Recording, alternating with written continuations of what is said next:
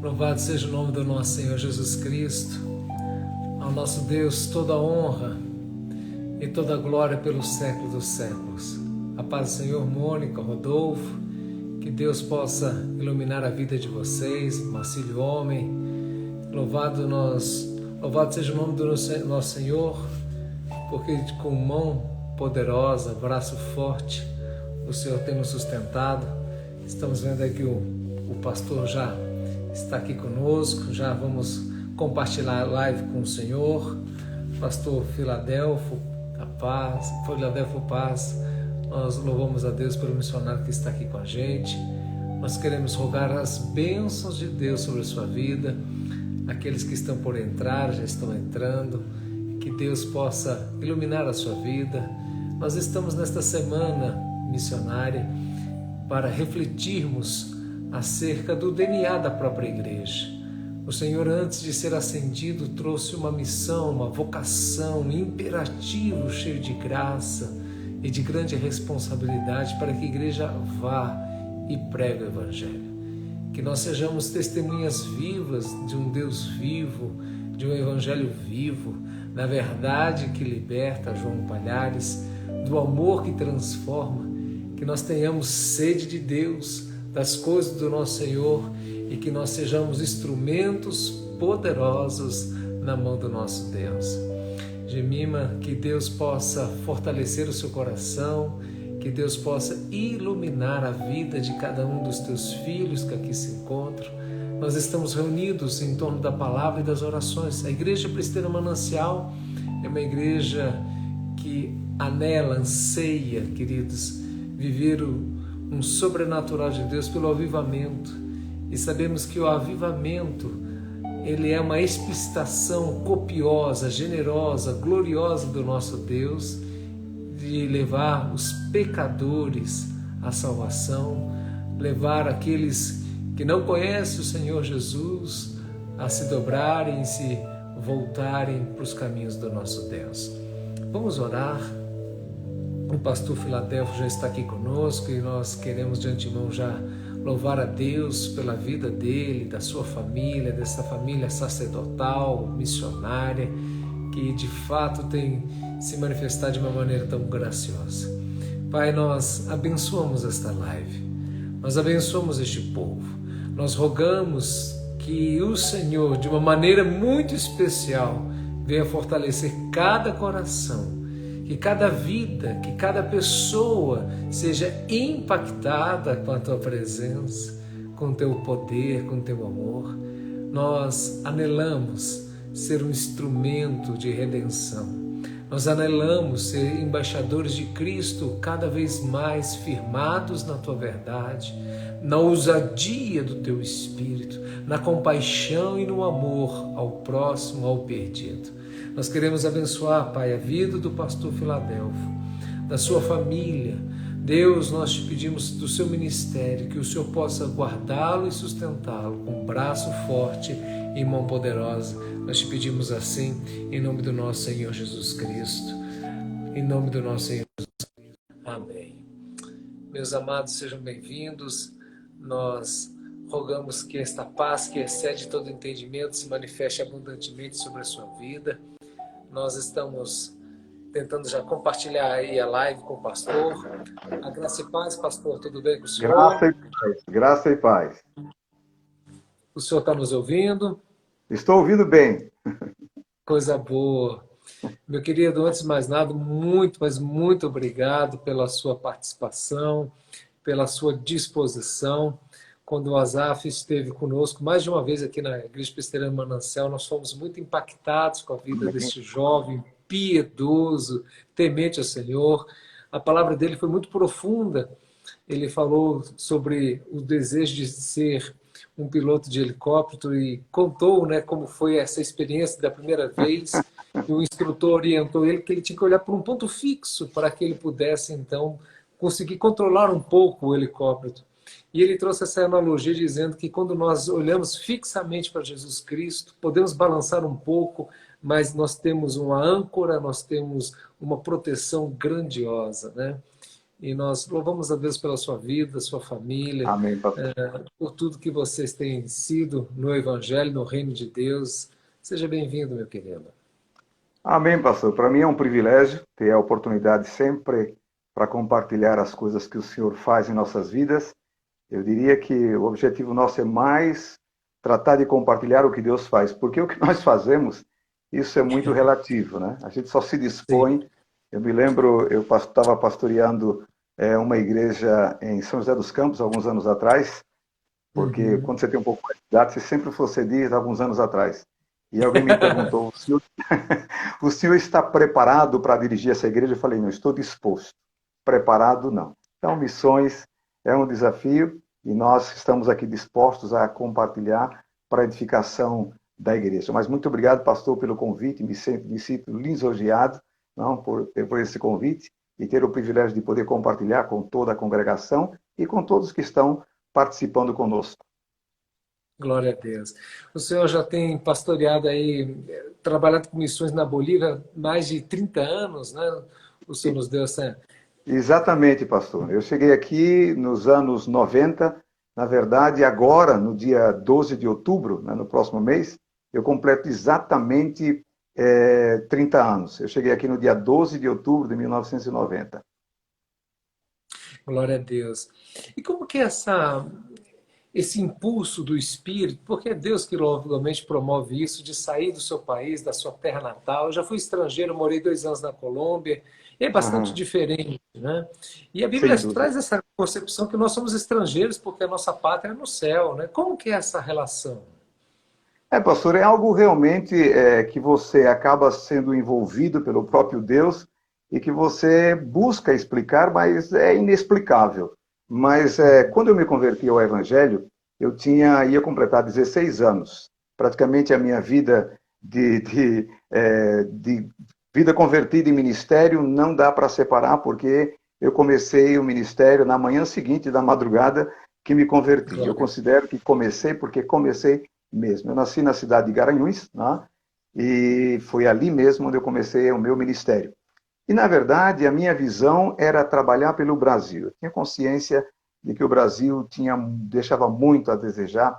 Eu nasci numa cidade que se escutava muito de crimes, de muita criminalidade, apesar de ser um local muito bonito, no Planalto da Borborema, um local bem fresco, considerando que estamos no Nordeste do Brasil, né?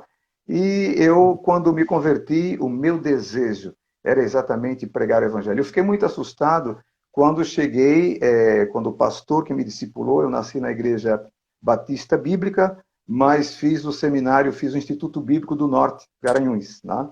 Então, um Uhum. instituto onde praticamente se desenvolvia a visão do instituto, como todos os institutos, é teologia bíblica mais do que tudo. E eu, quando comecei a perceber, o pastor me convidou para pregar no rádio, na Rádio Jornal do Comércio. Estou falando de algumas linguagens tão antigas, né, que algumas pessoas dizem assim, não, parece que o pastor é antigo. E é. Então, a minha visão era Brasil. Eu nunca pensei em sair do Brasil.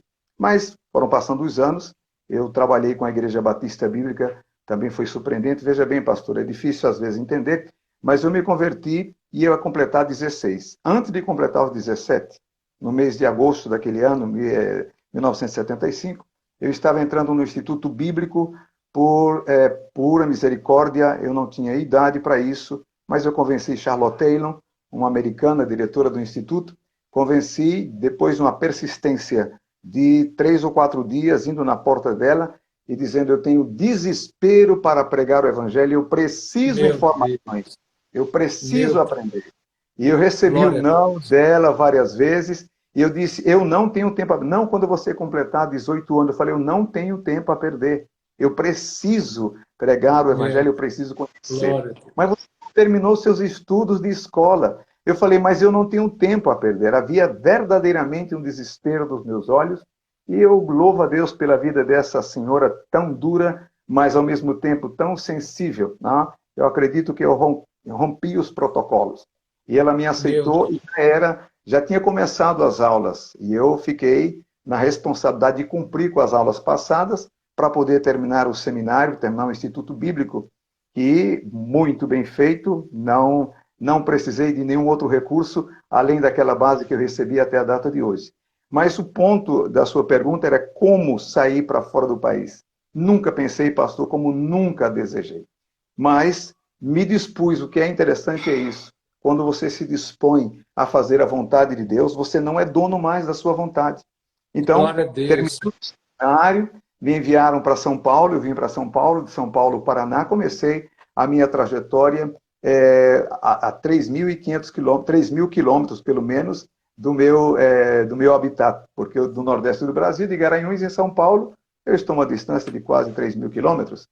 E Aham. ali foi onde eu comecei, segui trabalhando, pastorei a Igreja Batista Bíblica de Jardim Maria Estela, em São Paulo, já depois do seminário, eu estou antecipando tudo, estou dizendo tudo em resumo, mas eu nunca imaginei sair do país, até que nos anos 80, nos anos praticamente 88, 89, em São José dos Campos, nós fomos para uma conferência missionária numa livraria muito famosa ali naquela região, que não me traz à memória agora o nome, e eu já casado, tá? Já casado, depois de alguns anos já, eu me casei com 26, comecei o ministério, ia completar 16. E o que acontece? Quando cheguei ali, que a minha esposa ficou comovida pelo testemunho de uma missionária que esteve em Angola ou Moçambique, né? Um desses dois países de língua que fala português.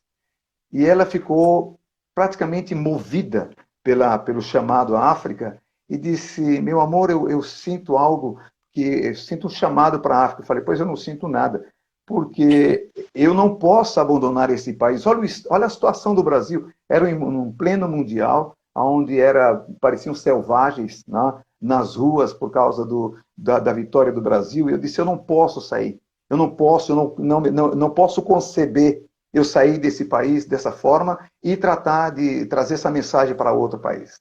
E isso foi uma luta, pastor, até que me rendi, né, porque o chamado não foi meu, mas o Senhor começou a trabalhar na minha vida a esse respeito.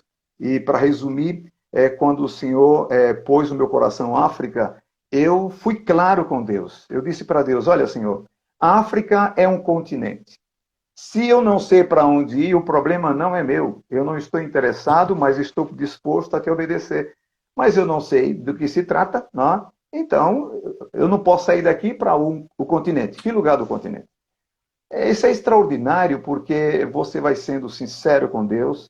Eu aprendi a oração do publicano e não do fariseu.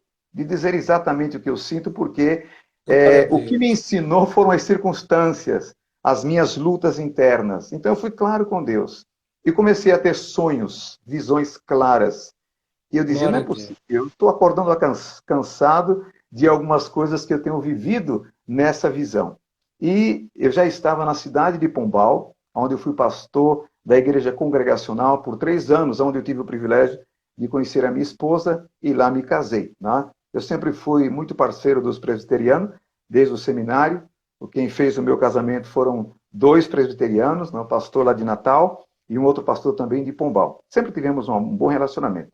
Mas eu percebia que meu coração estava sendo mais missionário do que pastoral, apesar de Ah, amar o que eu faço. E sempre gostei de pastorear, e até hoje, mas a visão que eu tinha não era exatamente estar pastoreando a igreja. E ali, pastor, fazendo um programa de rádio, me chamou a atenção que todas as vezes que eu entrava no estúdio para fazer o programa de rádio, eu passava pelo mapa mundi, me chamava a atenção a África. Eu não sou místico, sou de origem bem tradicional, mas não se tratava de misticismo, se tratava do mover de Deus na minha vida. E a partir glória a dali, Deus.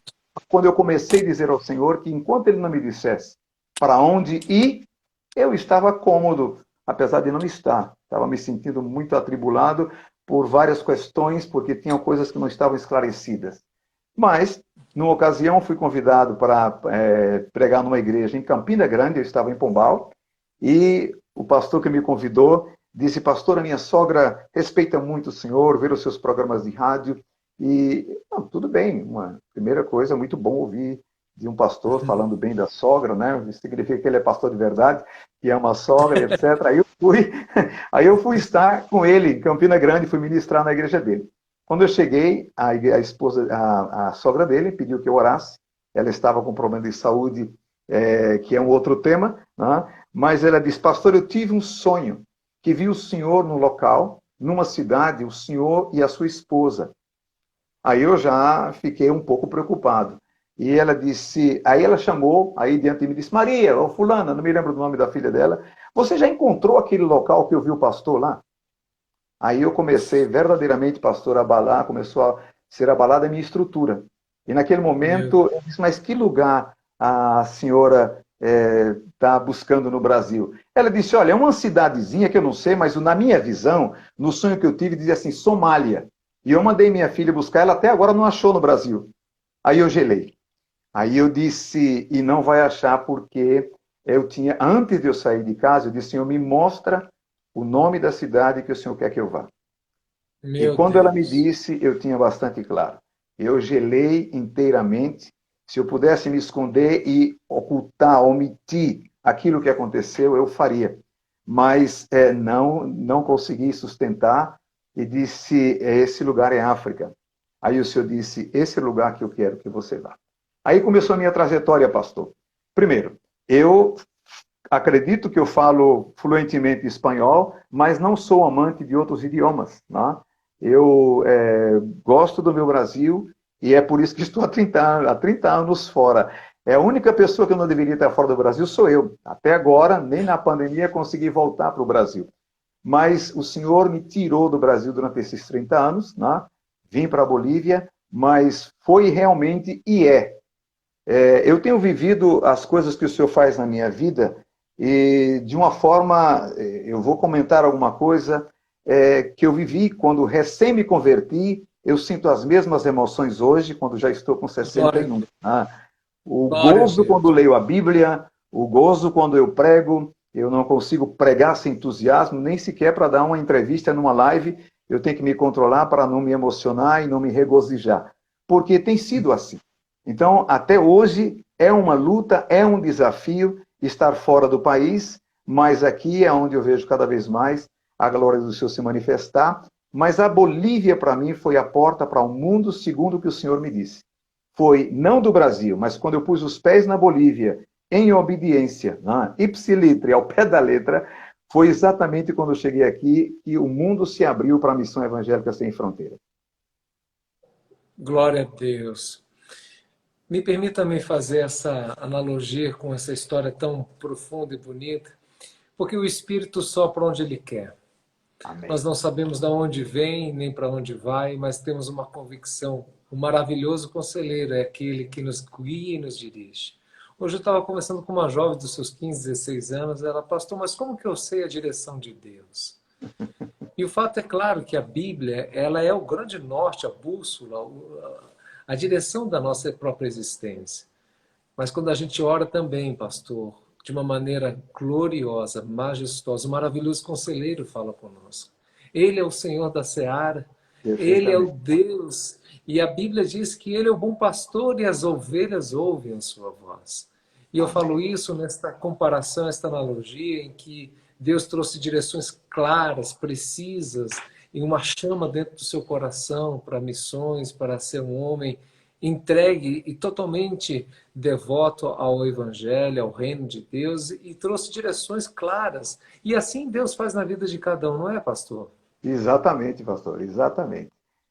Tem sido assim na minha vida e algumas pessoas, porque eu me preocupo muito, dá a impressão que o homem acredita que ele é capaz de alguma coisa.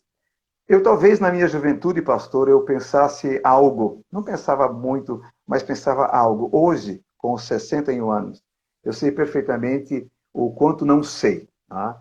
Simplesmente me deixei ser usado pelo Senhor.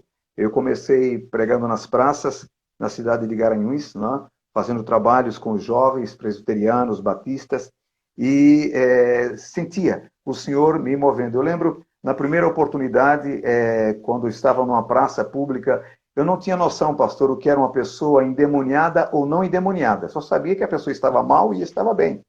E nessa ocasião, na praça, eu estava pregando e apareceu uma pessoa endemoniada. Eu identifiquei por quê. A pessoa vinha na minha direção e naquele não estava de patins, não tinha asas. Ela vinha quase que flutuando na minha direção e eu estava em Meu, cima de um banco de praça pregando que só quem salva é Jesus. Eu não sabia muito, eu era recém-convertido, né? Foi um treinamento de pelo menos 2 vezes, 2 tentativas fracassadas. Quando eu subi no banco da praça para falar, as pernas prevaleceram e eu desci. Voltei fracassado e eu acredito que o que mais me levou a obedecer ao Senhor foi eu não confiar mais em mim mesmo, porque em mim estava um absoluto fracasso. E eu comecei a conhecer mais o poder de Deus. Então, naquele momento que aquele jovem veio, quando eu estava pregando, eu percebi que ele estava vindo para impedir que eu pregasse. E eu lembro que eu não sabia como expulsar demônio, nem não sabia o que fazer. Mas naquele momento eu disse, ou eu ou ele. O que está comigo foi o que me transformou e encheu meu coração. O que vem nele não pode ser de Deus. Então, gritei, repreendi, não sei exatamente quais foram as palavras, e me surpreendi. Eu quase fiquei olhando para a situação, porque eu vi o elemento cair aos meus pés, pelo menos junto ao banco, né, da praça quando eu estava pregando, e não se levantou até que eu terminei de pregar, e ele se levantou, uma outra pessoa, pude conversar com ele depois, e foi o que me aconteceu. Então, em missões foram as mesmas coisas. Quando alguém me pergunta, pastor, porque hoje nós fundamos a Missão Evangélica Sem Fronteiras, e quais foram os seus programas, ou seja, os projetos? Eu não tinha projeto nenhum, pastor. Eu simplesmente tinha um chamado. Eu queria que alguém me apoiasse, igreja me apoiasse, uma missão me apoiasse, e fui de porta em porta. Eu sempre acreditei de que se eu quero alguma coisa, eu devo buscar os especialistas. Eu tinha experiência de igreja como pastor, mas não tinha experiência de missões. Então fui nas portas das missões buscando apoio. Quando eu chegava em várias missões, para não mencionar nenhuma, que não convém, e eles diziam assim, mas qual é o seu chamado? Eu falei, olha, eu não sei se é chamado, mas o desafio que o Senhor me fez foi Somália. Não, mas Somália, nós não temos porta para a Somália. Como se alguém dissesse, não quer ir para outro lugar. Não, o Senhor me chamou para a Somália. Eu sempre fui muito direto. Não? Então, me chamou para a Somália. Mas a Somália, especialmente, já foi em 89, já os anos 90, que quando eu busquei as missões, já tinha ficado bastante claro o que o Senhor queria fazer na minha vida.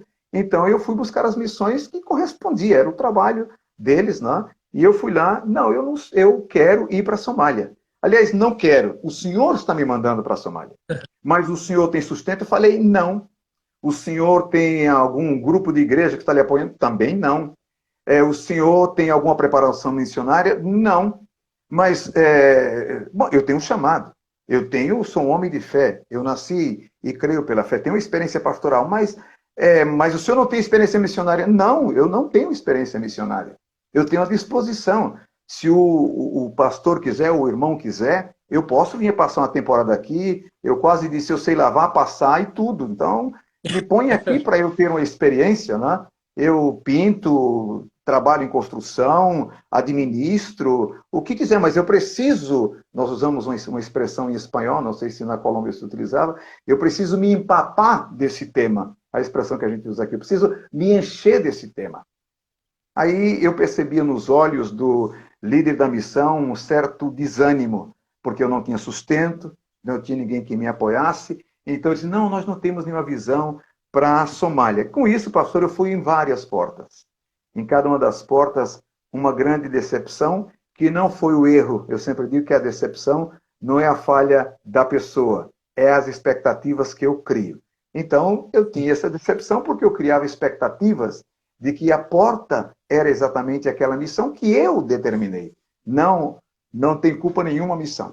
Bom, com tudo isso, a soma de tudo isso foi uma tristeza muito grande. Eu já morava em São José dos Campos, já no caminho para missões, né, já buscando as portas, já tinha renunciado à igreja, fui fazendo tudo que eu acreditava que deveria fazer. Sem muito entendimento de tudo, confesso. E quando voltei, depois de várias expectativas, vários fracassos, né, eu fui para uma montanha, fui orar. Não sou do ministério que vai para os montes orar, mas eu fui para um lugar deserto. Né? Então, acredito que Deus fala onde quer que nós estejamos, e por isso também não tem nenhum problema que fale no monte, em casa, bom, aonde for. Aí eu cheguei nessa montanha, porque era um local muito interessante, era uma elevação, e embaixo estava a cidade, uma parte em São José dos Campos. Então eu fiquei ali de joelho e disse, Deus, eu não sei o que o Senhor quer de mim. Eu primeiro disse que não ia para um continente se não sabia a cidade. Agora já sei a cidade. Agora o próximo passo é buscar uma porta para eu chegar nessa cidade através de um envio de missões ou até mesmo um apoio pastoral, né? E agora eu estou aqui. Já tinha tido, não conflito, mas não muito entendimento entre os pastores, porque eu era convidado para pastorear a igreja, parece que eu não era tão ruim pastor, não era um mau pastor, e 5 igrejas me convidavam e eu dizia, não, eu tenho um chamado. E os meus colegas, quando é alguém que não tem muita relevância, não tem muita relevância o que ele possa dizer. Mas quando é um pastor que você tem como seu tutor, como você tem como uma pessoa que é o seu conselheiro, dizer que o que eu estou fazendo é uma loucura, aí a sua estrutura fica sacudida. E o pastor que me disse que eu estava fazendo uma loucura de deixar o ministério pastoral e de me lançar para esse projeto missionário, e se não é Deus lhe falando, eu falei, olha, pastor, eu posso não saber o que fazer, mas que eu tenho certeza que foi Deus, isso eu sei. Isso eu não tenho dúvida nenhuma. Tá? Aí, diante de tudo isso, as portas foram se fechando. Obviamente, eu tinha que me lembrar da palavra de peso do meu colega pastor e mais que um colega, uma pessoa que era para mim uma referência. E agora, com todas as portas se fechando, as dúvidas vieram, tá? Sem dúvida nenhuma. Mas as dúvidas eu sempre tirei de joelho. Me ajoelhei diante do Senhor e disse, Deus, se o Senhor me chamou, o Senhor está brincando comigo? Me diz, Senhor. Porque agora, eu vi o meu colega disse isso que era uma loucura. As missões que eu bati na porta também acham que é uma loucura. Não disseram, mas pensaram. Se não pensaram, iam pensar. Porque a cara deles é de assustados. Senhor, o que o Senhor quer comigo?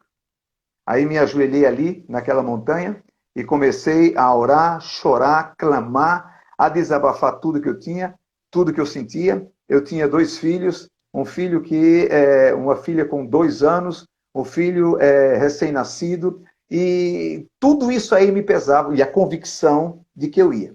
Mas a minha estrutura estava abalada. Aí eu disse, Senhor, se colocou muitas fronteiras nas missões. Eu não tenho sustento. Todas as pessoas cobram de mim sustento. E eu decido crer no que a tua palavra diz. Eu acreditei no que foi ensinado na doutrina, aquilo que eu estudei, de que a Bíblia é a única regra de fé e prática. Que a fé é certeza do que se espera, convicção do que não se vê. Ainda que é contraditório, porque como é que eu posso ter convicção do que eu não vejo? Mas agora, Senhor, eu me lancei a isso. Um monte de fronteiras. Nesse exato momento, pastor, o meu irmão que estava também preocupado comigo, era também um discípulo, eu tive o privilégio de conquistar toda a minha família de pernambucano naquela época era grande, 8 pessoas, Glória né? a Deus. Então, eu fui em um ano, levei minha família aos pés de Jesus, porque me acompanharam, né? Não foi pelo que eu disse, mas pelo que eles viram. E aquele meu irmão chegou e solidário à minha situação, porque ele chegou de mansinho e viu o meu clamor durante aquela oração. Aí ele bateu no meu ombro e eu o ofendi com essas palavras. Ele bateu no meu ombro para me consolar e ele disse assim, meu irmão, mas você tem que pelo menos ter essa alegria de que eu sou seu discípulo. Foi o único momento que eu abri os olhos e disse, grande coisa. Foi isso que eu disse para ele, que foi uma ofensa, menosprezando o valor que ele estava dando a mim. E ele, graças a Deus, não levou isso em consideração, e ele disse simplesmente para mim, mas irmão, essas são as lutas que nós temos quando eu estive na Bolívia. Quando eu estive na Bolívia, eu senti, pastor, como se um chuveiro de água fria caísse sobre a minha cabeça, não água fria para esfriar, mas uma água fria para refrescar. Naquele momento, só ouvi a mesma voz do mesmo Deus que me indicou Somália, que me mostrou o continente e que mostrou coisas na minha vida. Aquele mesmo Deus me disse, Bolívia. Bolívia é a porta para o mundo. Mas eu não conhecia Bolívia, nem tinha interesse, como eu não tinha interesse em outros países. Quando disse isso, a satisfação do meu coração, a transformação, só vi isso no dia que eu me converti, né? E que senti a presença do Espírito Santo na minha vida, agora senti essa emoção outra vez. E imediatamente sequei as lágrimas e disse, já sei, agora esse é o caminho. Bolívia é o caminho, Bolívia é a porta para o mundo. Ali, naquele dia, pastor, nasceu a Missão Evangélica Sem Fronteiras, né? A missão que nasceu para alto envio, né? e a Bolívia como porta para o mundo. Daqui da Bolívia, foi que eu pude ir para várias partes do mundo, mas estou dizendo com absoluta sinceridade a minha história. Meu Deus. Jesus Cristo mandou os discípulos, 2 em 2, 70, lhe pediu para que não levasse capa, não levasse nada, senão o desejo de abençoar as casas, aqueles que o recebessem, ele devia rogar a paz de Cristo, e os que não, batesse o pó, né, até o pó. E Jesus, então, quando eles voltam, pergunta o que lhes faltou. E a resposta foi nada. Nada lhes faltou. E eu tenho certeza, meu pastor, que isso é uma realidade na sua vida, no seu ministério, porque o Deus que chama é o Deus que inspira, é o Deus que faz infinitamente mais, né, meu pastor? Sem Como dúvida, é meu belo, Deus. como é belo e edificante, o nosso coração fica aqui fervoroso em ouvir esta leveza, esta graça. E é uma leveza, uma graça permeada de um grande compromisso, de uma grande abnegação. E essa grande abnegação, vou pôr entre aspas, né, pastor? Porque por mais que a gente faça, a gente é eterno devedor. Porque a Exatamente. abnegação do nosso Deus foi morrer por nós, né? Ele não poupou o seu único filho, morreu por nós para nos dar vida quando nós éramos inimigos, avarentos, cobiçosos, amantes de nós mesmos. E o Senhor nos amou primeiro, nos amou até o fim, continua nos amando. Glória a Deus. Explica para nós, pastor, alguém está nos ouvindo aqui, tem um chamado missionário, como funciona a missão evangélica sem fronteiras? O senhor é o diretor, o fundador, enfim, como que funciona? O meu testemunho praticamente é a base do funcionamento dela, porque quando nasceu a Missão Evangélica Sem Fronteiras, exatamente o objetivo de ser sem fronteiras é que eu acredito que nós colocamos muitas barreiras para algo tão natural, como o pastor acabou de mencionar. Eu creio piamente, e eu perguntei em uma ocasião, me mostre na Bíblia onde mudou o estilo do envio de Jesus. Jesus Meu continua nos enviando da mesma forma. Eu disse, não precisamos colocar fronteiras. Por quê? O próprio candidato, ele vai ser eliminado se ele, na verdade, não tem chamado. A Missão Evangélica Sem Fronteira, como eu disse, ela nasceu, fundamos, é uma organização brasileira, apesar de ter sido a primeira vez que eu dou certificados, depois dos 6 meses de treinamento, no Brasil, foi agora, recentemente, no dia 15 de agosto, aí exatamente em Brasília. Tem uma história É com mesmo. Brasília, e depois se possível, eu vou comentar rapidamente a minha história com Brasília. Faz o quê? Claro. Menos de um mês que nós graduamos ou certificamos, né? 8 alunos que participaram pela nossa escola. 2 chilenos, 2 bolivianos, 2 chilenos, 3 chilenos, 2 bolivianos e 3 brasileiros. E o que acontece? A Missão Evangélica Sem Fronteira foi para o nosso autoenvio. Ela não tinha, na verdade, não tínhamos um programa do que íamos fazer. Eu criei a organização uma vez que a igreja que deveria me apoiar não me apoiou, eu disse, eu nasci para abençoar a igreja, não quero guardar rancor, quero seguir adiante. Então, fundei o Ministério da Missão Evangélica Sem Fronteira. Quando chegamos na Bolívia, que foi uma outra experiência também de fé, eu cheguei pela fé, literalmente, com uma família, né? Saindo da cidade de Pombal, passando por Brasília, ficando em Brasília durante 16 dias, na casa de um amigo que tinha experiência missionária, mas eu o conheci aí, e aonde tive a oportunidade, ele era funcionário da Prodazem, e no centro de computação, era um dos diretores aí, e eu fiquei hospedado na casa dele, na Zona Norte, bom, por aí, né? No Lago Norte, alguma coisa aí. Aí fiquei na casa dele e começamos a visão de discipulado, né? Ele contando as suas experiências missionárias, não era uma organização missionária, né? Chamava-se Correio Missionário, mandava carta para os missionários, e ele disse, e pastor, o senhor está indo para onde? Eu falei, para a Bolívia. Mas para que lugar? Eu falei, não sei, estou indo para a Bolívia. Mas o senhor tem algum contato lá? Não. E o senhor, não. Ou seja, praticamente tudo que ele me perguntava era, e quais são os seus planos? Não sei, o senhor está me mandando para a Bolívia.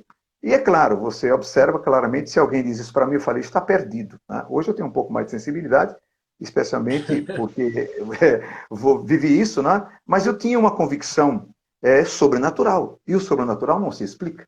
Aí ele disse, não, mas já que o senhor está indo para a Bolívia, eu acabei de receber, isso 2 dias depois, a comunicação de um pastor que está construindo um colégio, o Colégio Batista de Puerto Soares, e ele precisa de alguém para ajudar a acomodar um quarto para receber, dentro do colégio, um quarto, uma sala, que vai se transformar em quarto para receber um missionário inglês. E ele está desesperadamente precisando de um encanador ou de alguém que entenda disso. O senhor sabe alguma coisa? Eu falei, sei. O senhor sabe fazer a distribuição de água? Assim, sei. Eu não sou muito bom em eletricidade, mas tudo isso eu sei. E o senhor poderia ir como voluntário para Puerto Soares fazer isso? É claro que estou indo por lá, vou passar em Puerto Soares, né? Aí tudo bem. Aí ele mandou a carta para o colega e disse, olha, o missionário, o pastor Filadelfo, está indo para a Bolívia e ele pode passar por aí para fazer isso. Um trabalho que foi uns 40 dias, mais ou menos, né? E foi muito interessante que aí mesmo em Brasília, esse mesmo irmão disse, olha, pastor, me chamou em particular e disse, pastor Filadelfo, eu me sinto um pouco constrangido, mas eu não estou no meu orçamento, eu não tenho mais, mas eu gostaria de dar uma pequena participação no seu sustento. Né? Tá aqui, o seu irmão está indo com o senhor também, então está aqui $50, né? Vou enviar para ele mensalmente e $200 para o senhor. Então eu sei que isso não é muito, né? Mas é essa oferta que eu gostaria de dar para o senhor começar o seu trabalho na Bolívia. Eu sei que é insignificante. Era tudo que eu tinha. Eu não tinha Meu outros. Deus, Eu meu cheguei na Deus. Bolívia com $250, porque os $50 do meu irmão fazia parte do mesmo pacote. E começamos a fazer o nosso trabalho. Muito bem. Quando nós chegamos na Bolívia, alguém perguntou, pastor, qual é o seu programa? Eu falei, meu programa é formação de caráter. Porque eu tenho visto que muitos missionários têm várias formações, mas são mau caráter. E para pregar o evangelho, não é o seu conhecimento nem a sua intelectualidade, é o caráter de Cristo. Então, Glória a Deus. família, precisamos trabalhar nessa área. Se você não tem o caráter de Cristo, mesmo que você não saiba fazer muito, você vai mostrar, você vai refletir isso. Dessa forma, pastor, foi que nasceu a Missão Evangélica Sem Fronteira como organização que vai passar a visão para outros.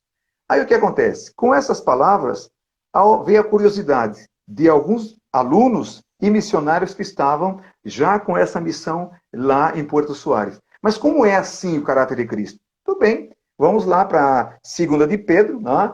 A partir do capítulo 1, e vamos ver o que é isso. Aí está aí todos os detalhes do que é a natureza de Cristo, porque Deus não nos chamou para que nós participemos, mas que tenhamos sua natureza. Não é para participar do ministério, não é para participar da igreja, mas o plano de Deus é que tenhamos a natureza divina. E dessa forma foi acontecendo. O meu primeiro aluno tinha terminado o seminário do Palavra da Vida. Eu já estava em Santa Cruz de la Sierra. E disse, pastor, terminei o seminário, Palavra da Vida, em Atibaia, e eu gostaria de entender a visão que o senhor tem de discipulado. Pastor, eu não tinha nenhum programa, mas eu fui dando tudo que eu tinha. E aí a minha escola passou de 6 meses. As pessoas chegavam até lá e eu tive na primeira, na segunda escola, mais ou menos 24 pessoas. E naquele Glória a momento, Deus. com os 24 alunos, aquele irmão querido de Brasília, ele me visitou e disse, eu gostaria, se vocês não têm o local ainda para ficar, porque nós conseguimos um amigo do meu amigo, né, do meu irmão, e ficamos na casa dele por uns 40 dias. E esse irmão abençoado nos ajudou com $300 mais para que alugássemos uma casa. Alugamos uma casa. Vivíamos aí, não tínhamos móveis, nada, era apenas um colchão no chão, e os alunos também, né, tudo estudando no chão, e todas as manhãs. Na verdade, eram 8 horas de aula diária. Né? Ensinávamos pela manhã, à tarde ainda tínhamos culto à noite. E o ensinar era esse, o compartilhar, era trazer o que Deus tinha feito no meu coração. Sempre aquela pergunta, pastor, quais são os seus planos? Eu não tenho outros planos. Eu estou vivendo cada dia. Eu apenas creio nisso. E a escola foi se desenvolvendo. Aquele irmão que hoje é um pastor, e a última vez que eu soube dele estava no Ceará, e ele foi se encantando com tudo isso, e eu me encantando porque ele estava ficando encantado. Então, daí, né? E fomos fazendo o trabalho sem a primeira oportunidade que eu tive o privilégio de conhecer um dos fundadores da Jocum, David Hampton, um inglês, né? Tivemos um contato, ele soube que eu estava, através de alguém, que eu estava na Bolívia, né? Aí também considerou que eu era alguma coisa importante, né? De missões eu não tinha nenhum conhecimento. Aí ele disse, pastor, eu gostaria que o senhor ministrasse na nossa escola de Jocum, aqui em Palmasola, que é uma região que tem aqui na Bolívia, vai haver um acampamento. E eu disse, olha, eu não domino o espanhol. Ele disse, não, mas bom, mas eu estou disposto, se tiver alguém que me interprete. E, na verdade, eu fui e comecei a ministrar o quê? A visão, como Deus me trouxe para cá. Comecei a testemunhar, comecei a dizer o que Deus estava fazendo. Obviamente, o meu conhecimento bíblico do meu período pastoral estava aí, latente, né? Estava aí firme. Mas em missões eu estava dando passos. E foi algo extraordinário. E à medida que eu fui crescendo, inclusive eu disse, puxa vida, é um bom momento de eu me juntar a Jocum e estar junto com ele, porque o pastor era extraordinário, David Hamilton, uma pessoa que realmente marcou a minha história também, mas eu não tinha autorização de Deus para isso. Então eu continuei falando para as pessoas, alguns nós não temos, a igreja me mandou, mas não está me mandando mais sustento. Falei, não tem problema, o que chegar para mim, ou se não chegar nem para mim nem para você, a gente caminha junto. Mas eu estou aqui porque Deus me mandou e eu sei que Deus vai me prover. A escola foi se desenvolvendo assim. Fomos depois, isso em 90. Em 91, eu fui para o Chile, passei a visão, pastor, e tive um problema. As pessoas que ouviram a visão quiseram me acompanhar, e era um grupo de 5 pessoas, para virem para a Bolívia para serem treinadas. E eu os trouxe. Fomos até o deserto de Atacama, fiquei ali no deserto, onde mais orei na minha vida, subindo o deserto todas as manhãs, tendo revelações extraordinárias, né? E tendo aquela convicção de Deus. Entramos cruzando, chegando a mais de 5.000 metros de altitude, retornamos para a Bolívia, treinamos, formamos pessoas. E qual foi o programa? Esse que eu estou acabando de falar. Aí, de que forma nós trabalhamos hoje? Da mesma forma. A única coisa é que eu não tenho mais uma escola de 6 meses. Nós fazemos por módulos. E isso, quem sabe, em outra oportunidade, já é o trabalho que fazemos juntos com o Elan, que são os módulos, quem sabe, 3 meses, mas depois dos 3 meses se faz a observação se você tem vocação mesmo e vamos dar outro treinamento até o ponto de chegar à universidade, não através da Elan, eu não tenho ainda, mas a Elan já tem, e assim fui formando, primeiramente, minha esposa, meu filho, minha filha, e acredito, pastor, que passaram pela nossa escola em torno de umas 500 pessoas, inclusive Glória. O trabalho que nós realizamos em África. Mas dessa forma, e gloriosamente, Deus não me falhou, nunca, jamais, não me faltou absolutamente nada. Sofremos, lutamos, passamos por muitas dificuldades aqui. Eu levei anos para ter um visto de permanência no país, porque todas as vezes que eu tinha o dinheiro para o meu visto da minha família, tinha vários alunos que não podiam pagar as multas dos seus passaportes, e eu tirava meu dinheiro, pagava para eles, e assim fomos formando vidas. Né? Claro, fomos adquirindo amadurecimento. A nossa experiência em África também foi um tema muito interessante. Eu vim aqui por 1 ano e só cheguei em África 7 anos depois. Então, a escola hoje, se alguém quer se integrar conosco, obviamente, vamos sentar, conversar, e eu vou desafiá-lo com o meu desafio. E posso enviá-lo, sim. Hoje posso enviá-lo dentro desse mesmo critério. Com aquilo que eu vi que foi fronteiras para mim, a Missão Evangélica Sem Fronteira rompe. Para mim, o que vale é o seu caráter cristão. Se você tem um caráter cristão, não importa. Eu levei a primeira missionária mulher para a África para trabalhar com muçulmanos, quando as observações feitas e que isso era impossível.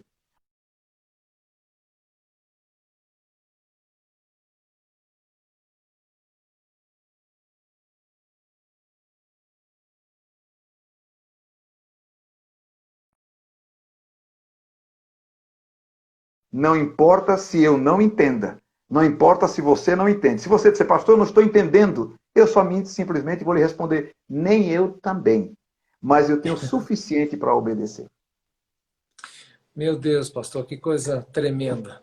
Lançando rede conforme o Senhor, né, ordena, fala, essa total dependência.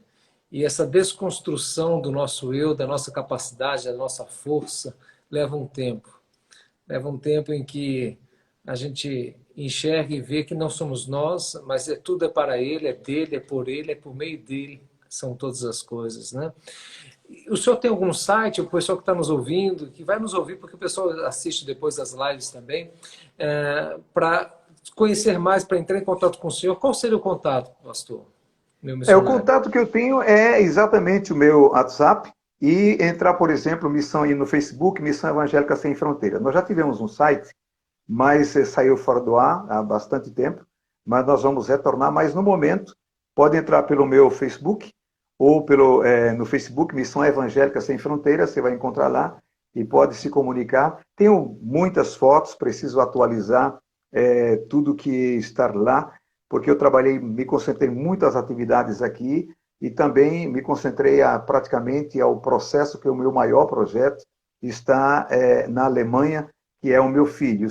O meu primeiro projeto está no Brasil, que é a minha filha, e o segundo, meu maior projeto, está na Alemanha. Então eu me concentrei a isso. E agora, depois de 30 anos, é que eu estou retornando para o Brasil. Mas você pode ter contato comigo através do meu Facebook, né? E eu posso mandar para vocês, e entrar diretamente na Missão Evangélica Sem Fronteira no Facebook.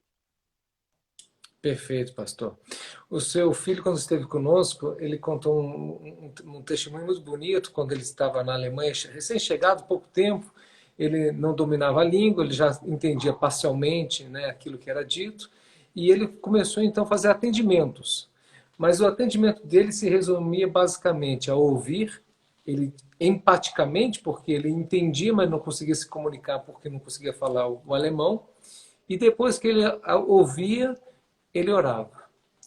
E ele disse que foi um tempo precioso, porque Deus ensinou para ele duas grandes lições, né? A importância de ouvir empaticamente, com coração verdadeiro, e a força e o poder das orações, né? Como é tremendo, né, pastor, quando a gente se disponibiliza em fazer a obra de Deus. Que Hoje a coisa. Missão Evangélica Sem Fronteiras não adianta, nós somos bem simples, eu tenho trabalhado bastante aqui, mas é impressionante, pastor, o nosso trabalho hoje com a Elan, porque a missão Elan nasceu no Irã, né, que é a própria Elan. Exato. E o trabalho, a forma como nós chegamos até essa missão é milagrosa também. Mas há 20 anos atrás, eu estava na Alemanha, uma vez que nós praticamente passávamos, meu lugar sempre de apoio era a Alemanha e especialmente Holanda, na Europa. E quando chegamos na Alemanha, eu disse, África, espera, pelo que eu vi. Europa é urgente. E eu me lembro que na Europa, depois de ver todo esse quadro, na Alemanha, Holanda, etc., eu já estava na Suíça, e eu subi numa torre, que sobe para turismo, aproveitei a oportunidade, subi até onde foi possível, né? E lá eu comecei a clamar a Deus pela Europa. E o que me surpreendeu, que quando eu orei pela Europa, naquele dia, clamando a Deus que o Senhor levantasse pastores para orar pela Europa, e pastores para orar pela Europa, para que Deus mandasse obreiros. Tive oportunidades de ministrar, especialmente ligado aos menonitas, né? Que a primeira missionária que eu levei para a África se formou aqui conosco, mas é menonita aqui do Paraguai, né? E eu orei clamando a Deus por obreiros. Meu filho tinha 7 anos quando eu orei. 20 anos depois, com 27 anos, nós chegamos na Europa. E foi interessante porque a própria missionária que eu levei para a África depois de 19 anos também veio para a Europa 19 anos depois. E o trabalho com o Irã aconteceu aqui na Bolívia, o primeiro desafio, a porta se abriu aqui. Eu estava na minha casa, quando alguém que me conhecia nas ministrações do meu discipulado, que é o meu forte discipulado, né? E eu fui convidado por alguém para dizer, pastor, tem uma pessoa no hospital que precisa da sua ajuda. É uma pessoa estrangeira. Como o senhor é estrangeiro, eu gostaria que o senhor visitasse. Não, então, podia ser um estrangeiro brasileiro ou um estrangeiro de língua espanhola, mas não era. Era um irani que estava lá, que veio para a Bolívia por conta de um romance que ela começou com um rapaz, um namoro, e o rapaz deixou ela aqui abandonada, ignorou ela depois que ela chegou no país, e ela ficou abandonada e tentou suicídio. E uma muçulmana. Aí o que acontece? Eu fui para o hospital, comecei a trabalhar com ela, que eu já dominava o espanhol, ela não sabia poucas palavras em espanhol, buenos dias, buenas tardes e algumas coisas assim, e começamos a trabalhar e orar. E ela não tinha para onde ir. E nós tínhamos a casa que vivíamos e tínhamos a base da nossa escola em Santa Cruz de la Sierra. E trouxe ela para dentro da casa. E ali dentro da casa, pastor, foi onde essa irani se converteu, assistindo o filme Jesus. Né? Então, ali, eu não tenho dúvida, tanto o trabalho na Europa começou naquela época, quando eu orei, como o trabalho no Irã começou através daquela moça com quem também eu tive contato com seus parentes. E não pode ter sido do nada que o Azaf hoje representa a nós nessa missão e realmente de uma forma muito extraordinária. Quando o Azaf esteve com vocês, ele estava trabalhando com a organização inicialmente, hoje ele está integrado em uma organização que trabalha pelo Irã, e o pastor deve saber de que é o segundo país onde mais se convertem muçulmanos no mundo. Era o primeiro, mas está perdendo o Afeganistão. Hoje o Afeganistão ganhou. Né? E os dois trabalhos, Afeganistão, do Irã, da Elan, é Afeganistão e o Irã. Primeiramente o Irã, depois o Afeganistão. E Turquia é o trabalho que é a nossa missão juntamente, parceiros. Né? Foi o diretor da missão, entrou numa live comigo, agradecendo pelo nosso trabalho, e eu dizendo o que estou dizendo para o pastor, eu só ensinei meu filho o teu caráter de Cristo. Ensinei ele a amar a Deus. Né? Foi isso. Então, esse é o resumo do nosso trabalho, é dessa forma que nós trabalhamos, é dessa forma que estamos nos estendendo nesses mais de 30 anos, né? E 30 anos exatamente se completa agora na Bolívia.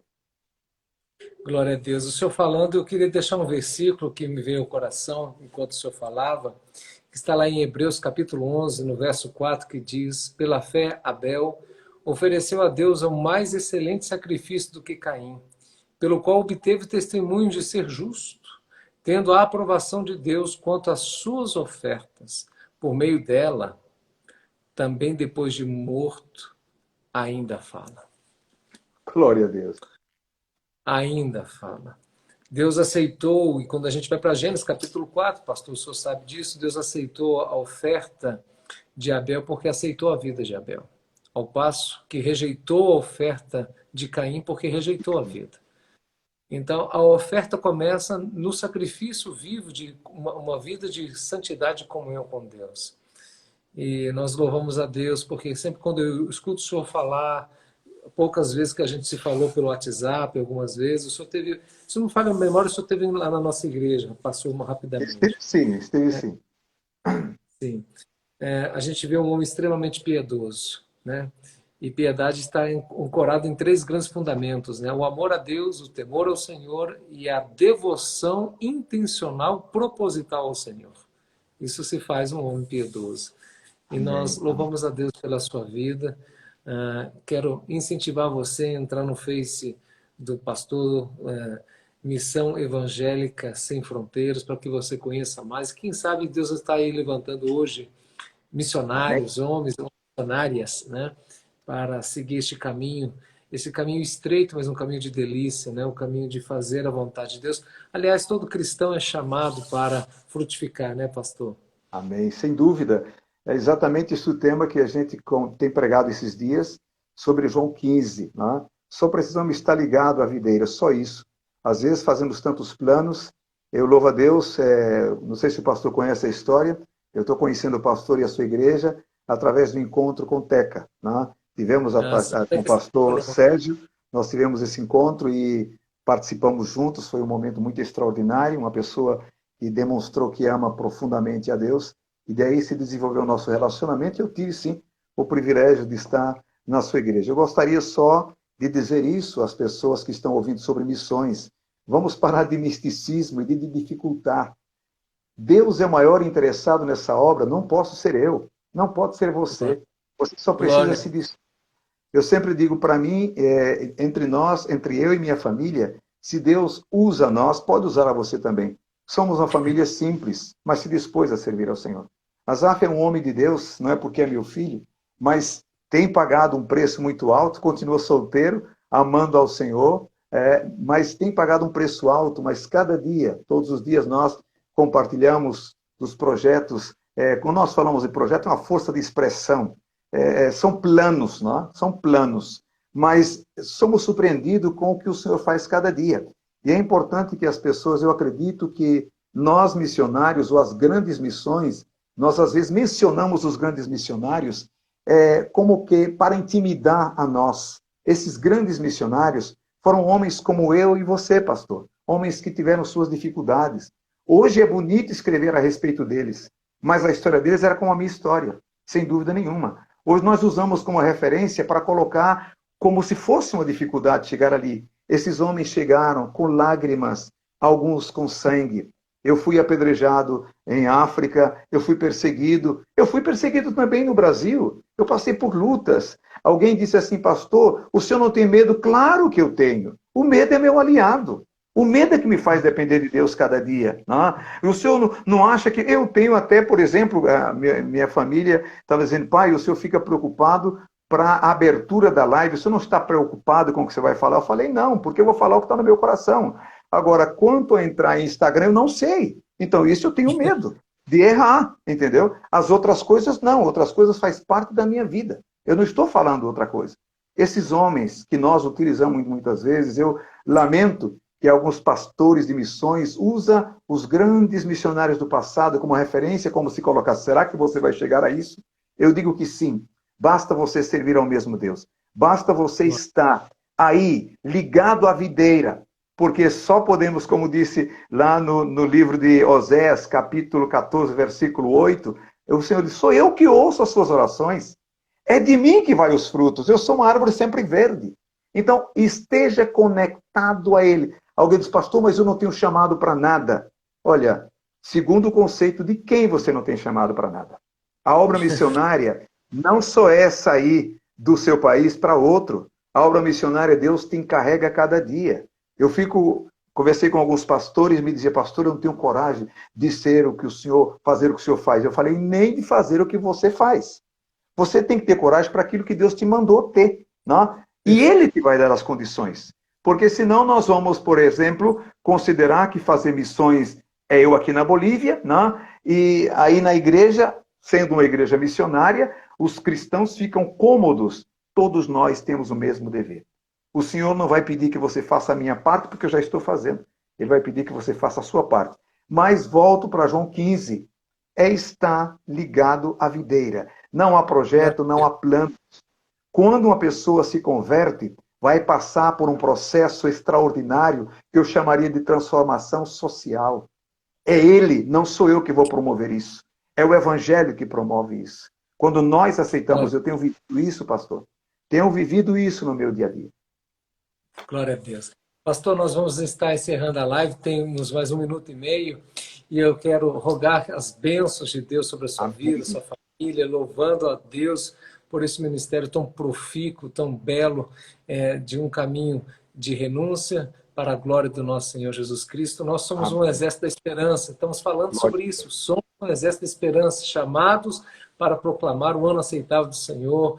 Então eu quero conclamar você, cristão, a se levantar para falar do amor de Deus ao seu vizinho, à sua esposa, aqueles que ainda não conhecem, e para você, sobretudo, viver este evangelho. Amanhã estaremos com a Ana Maria da AMID, uma grande mulher de Deus. Aliás, a gente vai estar conversando com a Ana Maria da AMID às 20 horas. Nós estamos desafiando, pastor, as pessoas esses dias a estarem jejuando por missões, por missionários. Estamos conclamando a igreja também para que nesses próximos dias esteja intencionalmente convidando pessoas, pregando este evangelho, anunciando o ano aceitável do Senhor. Muito obrigado, pastor, por seu carinho, por sua atenção. Nós rogamos as bênçãos de Deus sobre a sua vida. Deus abençoe o pastor Filadélfio. Abraços de Honduras, está aqui Souza SL8, mandando para o senhor aí, de Honduras. Amém. Um abraço, Luiz. E coisa boa. Então, meu querido pastor, muito obrigado mais uma vez. A gente se sente muito honrado. Quando a gente falou com o senhor prontamente se disponibilizou em estar aqui conosco, esse tempo precioso. E eu saio com o coração aqui cheio de fé, de esperança e desafiando você